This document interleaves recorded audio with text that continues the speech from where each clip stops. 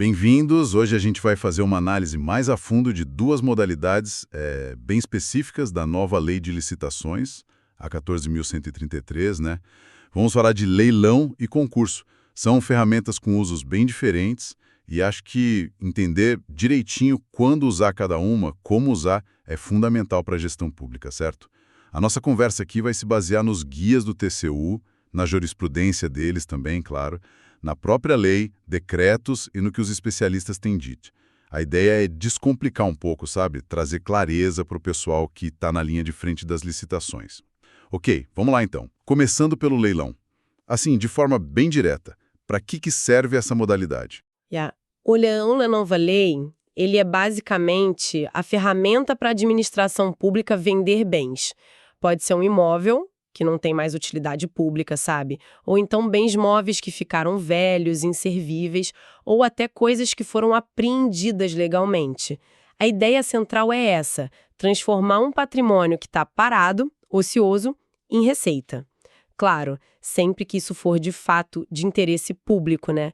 E aqui, olha, já tem uma diferença importante em relação à lei antiga, a 8.066.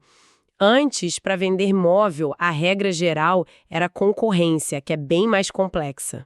Ah, sim, lembro disso. Agora não. A Lei 14.133 deu uma simplificada boa nisso. O leilão virou a modalidade preferencial tanto para móvel quanto para imóvel. Isso, na prática, agiliza bastante a venda desses bens.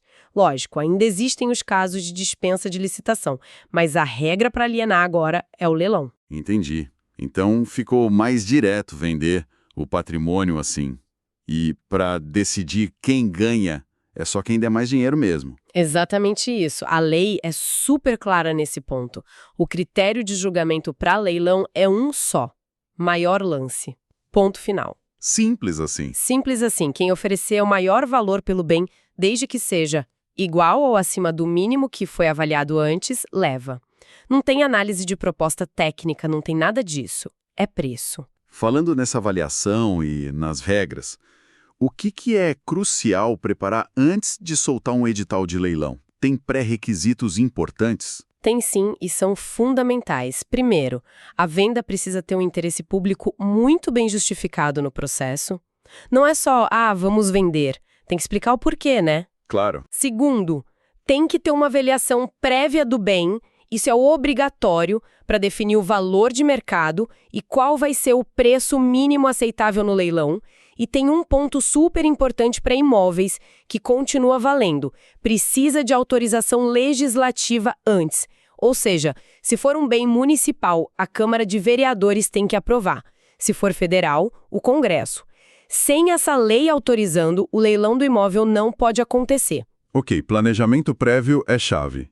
E na prática, como isso aparece no edital? O que não pode faltar de jeito nenhum nesse documento? Aqui, imagino que o detalhe faça a diferença. Com certeza. O edital é o guia mestre do leilão, né? E a lei detalha bastante o que tem que ter. Precisa da descrição completa do bem, com todas as características. Se for imóvel, tem que ter localização exata, as divisas, referência da matrícula no cartório, tudo certinho. O valor da avaliação e o preço mínimo são informações obrigatórias. As condições de pagamento também. E se for contratar um leiloeiro, a comissão dele tem que estar prevista ali. Certo. Para bens móveis, tem que dizer onde eles estão guardados para a pessoa poder, eventualmente, até visitar, né? Faz sentido. A lei também dá uma força para a forma eletrônica. Então, o edital deve indicar o site onde o leilão vai rolar e o período dos lances. O presencial virou exceção mesmo, só com justificativa se o eletrônico não for viável por algum motivo. E um ponto importantíssimo: o edital tem que ser transparente sobre qualquer dívida, ônus ou pendência que exista sobre o bem. IPTU atrasado, hipoteca, qualquer coisa. Quem compra tem que saber exatamente o que está levando. Transparência total. Exato. E a publicidade, claro, tem que ser ampla. No mínimo no site oficial do órgão e fixado em algum lugar de circulação lá dentro. Mas pode e deve usar outros meios se for preciso para atrair mais gente. E quem é que pode, digamos, conduzir esse leilão? Bater o martelo. Pode ser um servidor da própria administração ou tem que contratar um leiloeiro profissional? A lei permite as duas coisas. Pode ser um servidor público mesmo, designado para essa tarefa, Nesse caso, ele não ganha comissão nenhuma, claro. Ou então, a administração pode contratar um leiloeiro oficial. Aquele profissional que é registrado na junta comercial, sabe? Sei. A regulamentação mais recente até sugere que a escolha desse leiloeiro seja feita, de preferência, por credenciamento, é um sistema mais aberto. Ou, se não for o caso, por licitação mesmo, tipo um pregão, e aí o critério seria quem oferece o maior desconto na comissão. Falando em comissão, ela tem um limite, tá? No máximo 5% do valor que o bem for arrematado. E quem paga essa comissão é o comprador, o arrematante, não a administração. Ah, bom saber. Mas, contratar um leiloeiro não é automático. A administração tem que justificar essa escolha, tem que pensar. A gente tem pessoal interno que sabe fazer isso. O leilão é muito complexo. A expertise de um profissional pode ajudar a conseguir um preço melhor, atrair mais compradores. Qual o custo-benefício disso tudo? Tem que ponderar. Entendi. Parece que tem bastante detalhe, mas ao mesmo tempo você mencionou que ele é mais simples em alguns pontos que outras licitações, né? É sim, em aspectos bem práticos. Por exemplo, no leilão, a lei dispensa aquela exigência de cadastro prévio dos interessados. Ah, isso facilita. Facilita. E também não tem a fase de habilitação formal. Aquela análise de documentos, de regularidade fiscal, trabalhista, qualificação que a gente vê em outras modalidades, no leilão ela não existe como uma fase separada antes do julgamento. Basicamente, o foco é nos lances. Terminou a disputa de lances, se tiver algum recurso sobre essa fase, ele é resolvido, aí o vencedor paga o valor e pronto, o processo é homologado. É mais direto, sim. E uma situação que deve acontecer bastante. E se o melhor lance ficar abaixo do preço mínimo que foi estipulado lá na avaliação? O leilão fracassa. Dá deserto, como falam. Olha, não precisa fracassar não. E essa é uma possibilidade interessante que a regulamentação trouxe. A lei prevê a chance de negociar. Negociar? Como assim? A administração pode chamar o licitante que deu o maior lance, mesmo que ele esteja abaixo do mínimo, e tentar conversar, negociar, para ver se ele sobe a oferta e chega no valor desejado. Interessante. Se não conseguir com o primeiro, pode chamar o segundo colocado na ordem e tentar negociar com ele, e assim por diante. É uma forma inteligente de tentar salvar o leilão, né? Evitar ter que começar tudo de novo. Boa saída. Bom, acho que entendemos bem o leilão. O foco é vender, pegar o maior preço possível por um bem público. Mas e quando o objetivo é o oposto? Quando não se quer o maior preço, mas sim, sei lá, o maior talento, a melhor ideia, a solução mais criativa. Aí que entra o concurso, né? Exatamente. O concurso é a modalidade que foi pensada para isso, para escolher um trabalho técnico, científico ou artístico. Imagina que a administração precisa contratar um projeto de arquitetura super inovador para uma praça, ou um estudo científico muito específico, ou até uma obra de arte para um prédio público. Certo. Nesses casos, o que importa não é quem cobra menos ou quem dá o maior lance, como no leilão. O que importa é a qualidade daquilo que está sendo proposto, a originalidade, a técnica, a arte envolvida. Se não é preço, então qual é o critério para escolher quem ganha um concurso? O critério é o único e obrigatório para essa modalidade: melhor técnica ou conteúdo artístico. Ali fala exatamente assim. A escolha vai se basear na pontuação que cada participante conseguir, de acordo com os critérios de avaliação que precisam estar muito, mas muito bem definidos lá no edital. É um julgamento pela qualidade, essencialmente. E como é que se define essa pontuação? Como é que a gente garante que essa avaliação de qualidade, que parece mais subjetiva, não vire uma coisa totalmente arbitrária? Esse é o ponto nevrálgico do concurso, né? A grande dificuldade e a grande arte de fazer um bom concurso. A lei dá algumas pistas do que a administração pode levar em conta na hora de criar esses critérios de pontuação. Por exemplo, pode considerar a experiência que o participante já tem naquele tipo de trabalho, comprovado por atestados, claro. Pode avaliar a qualidade da proposta em si, o sujeito entendeu o problema, a metodologia que ele propõe é boa, o plano de trabalho faz sentido, a equipe dele é qualificada, o que ele promete entregar é bom. Entendi. E tem uma novidade interessante na lei, que é poder considerar o desempenho que aquele licitante já teve em outros contratos com a administração. Essa informação deve vir lá do Portal Nacional de Contratações Públicas, o PNCP. Interessante isso. É sim. Mas assim, a chave do sucesso é: o edital tem que detalhar esses critérios. Dizer o que vai ser avaliado, quanto vale cada item, qual a métrica para dar a nota. Quanto mais objetivo e claro for o edital nesse ponto, menor a chance de dar problema ou te parecer subjetivo demais. E o procedimento, passo a passo do concurso? Ele é simplificado como leilão sem habilitação, por exemplo? Não, aí é diferente. O concurso não tem um procedimento super simplificado como leilão ganhou com decreto específico. Ele segue mais o rito comum da lei, parecido com a concorrência, por exemplo. Ah, então tem todas as fases. Tem a fase preparatória, que aqui, olha, é mais crítica ainda do que no leilão. Tem a divulgação do edital, a apresentação das propostas, que nesse caso são os trabalhos técnicos, científicos ou artísticos. Aí vem o julgamento baseado na pontuação técnica ou artística e só depois do julgamento é que vem a fase de habilitação. Ou seja, primeiro a comissão escolhe o melhor trabalho, a melhor proposta, depois vai verificar se o autor daquela proposta está com os documentos em dia, regularidade fiscal, trabalhista, qualificação necessária para ser contratado. Inverte a ordem em relação a outras modalidades, então? Exato. Em relação ao que era comum na 8666 e em algumas modalidades da nova lei. Depois da habilitação, tem a fase recursal, que é única para questionar tanto o julgamento quanto a habilitação, e, por fim, a homologação. É um processo mais completo. E o que eu acho fascinante aqui é justamente o peso da fase preparatória no concurso.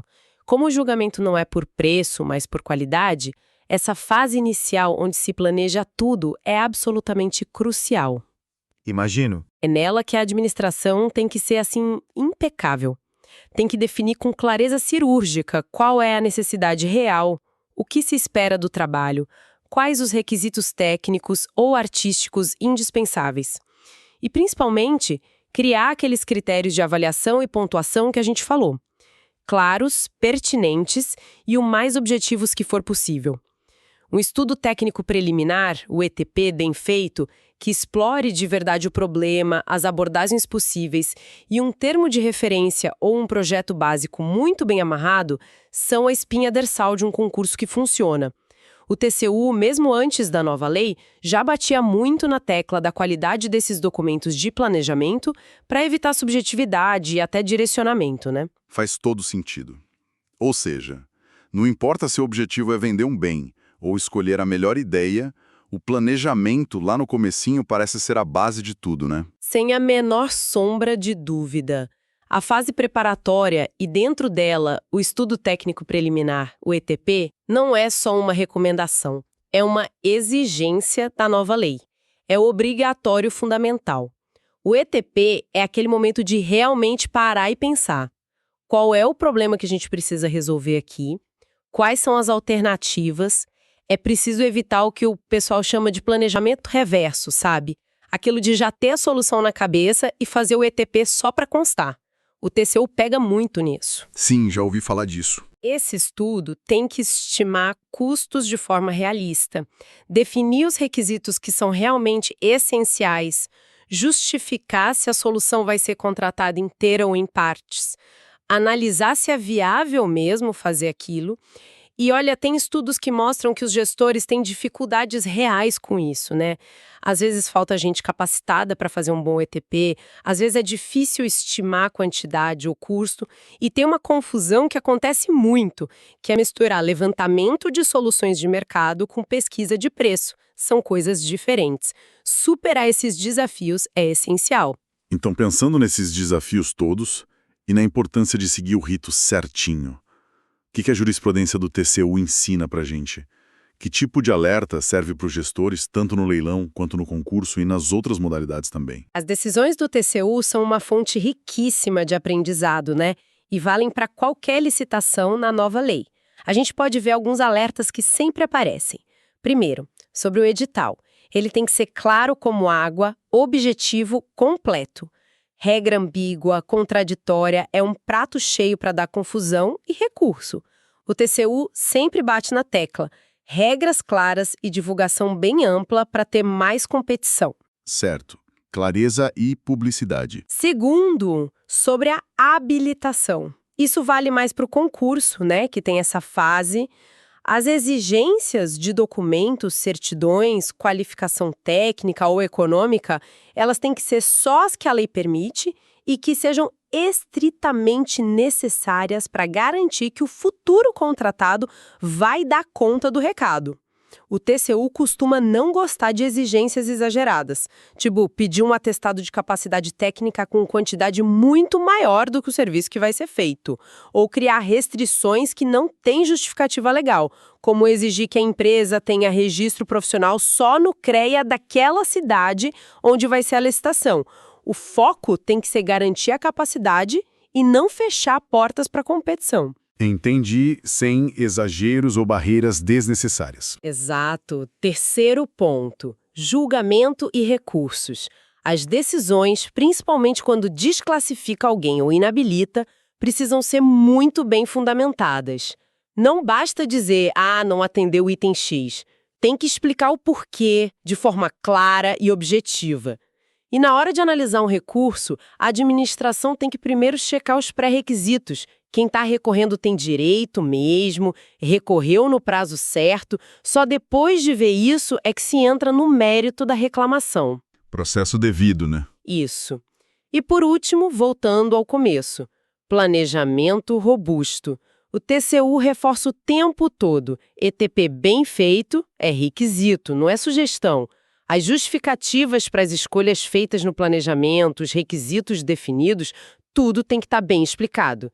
A análise de mercado, a estimativa de custos tem que ser séria, baseada em dados. Ou seja, a mensagem que fica é: cuidado, atenção aos detalhes, em todas as etapas, desde a concepção da ideia lá atrás até a assinatura do contrato e a execução. É isso que evita dor de cabeça com controle e garante que a licitação cumpra seu papel, né? De forma eficiente e dentro da lei. Bom, para a gente ir fechando nossa conversa de hoje, leilão é a via expressa da nova lei para vender bens públicos buscando maior valor, simples e direto no critério. Já o concurso é a trilha para encontrar a melhor solução técnica, científica ou artística, onde a qualidade é a grande estrela. São modalidades bem diferentes no propósito, mas as duas exigem um planejamento muito cuidadoso, especialmente naquela fase preparatória com o ETP, e um processo conduzido com bastante rigor, seguindo as regras da Lei 14.133. Acho que ficou claro, né? Ficou sim. E isso tudo nos deixa com uma reflexão final, talvez. O concurso, por buscar a melhor técnica ou conteúdo artístico, ele lida com uma avaliação que, por natureza, tem um componente de subjetividade maior do que a simples comparação de números do leilão, né? Verdade. Aí fica a pergunta, como que a administração pode garantir que essa avaliação, que é mais qualitativa, seja feita e, mais importante, que pareça ser feita com justiça, com transparência, usando critérios que sejam de fato objetivos? Como encontrar esse equilíbrio delicado entre buscar excelência, a inovação e, ao mesmo tempo, ter um processo que seja defensável, que não pareça direcionado e que estimule as pessoas a participar? É um desafio constante para quem decide usar essa modalidade tão interessante que é o concurso. Excelente ponto para a gente pensar, uma provocação final muito pertinente para quem trabalha com isso. Bom, agradecemos a companhia de todos nessa exploração sobre leilão e concurso na nova lei de licitações. Esperamos ter ajudado a clarear um pouco as coisas. Até a próxima!